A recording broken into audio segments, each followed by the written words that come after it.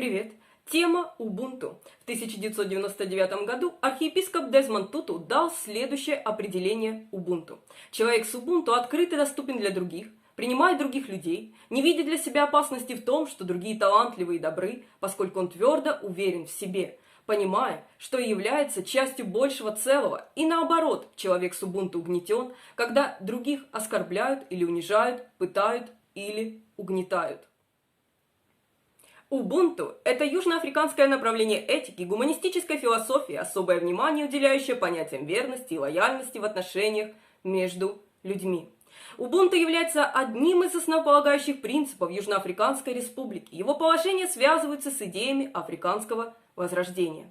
Что касаемо самого термина «убунту», термин означает человечность, его трактуют следующим образом. «Я существую, потому что вы существуете». В философском смысле это означает веру во всеобщие узы совместных усилий, которые соединяют все человечество.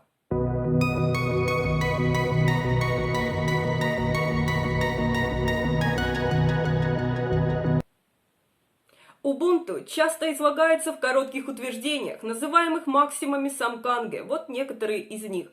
Человек остается личностью через других людей. Я есть, потому что вы есть.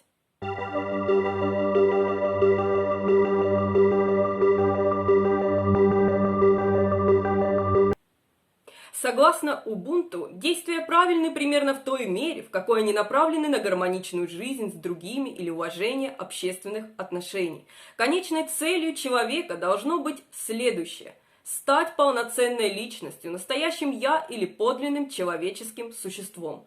Моральный принцип Самканге гласит, когда человек сталкивается с решающим выбором между богатством и сохранением жизни другого человека, то он должен сделать выбор в пользу сохранения жизни другого человека.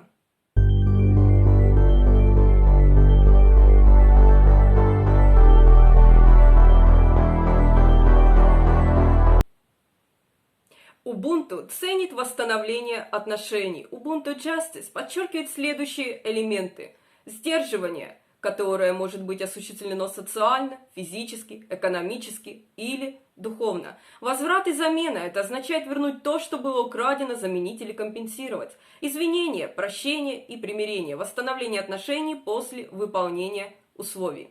Предупреждение и наказание, возмездие от лидеров и старейшин, если вышеуказанное не было достигнуто или проигнорировано. Предупреждение и наказание от духовных существ, если вышеуказанное не было выполнено.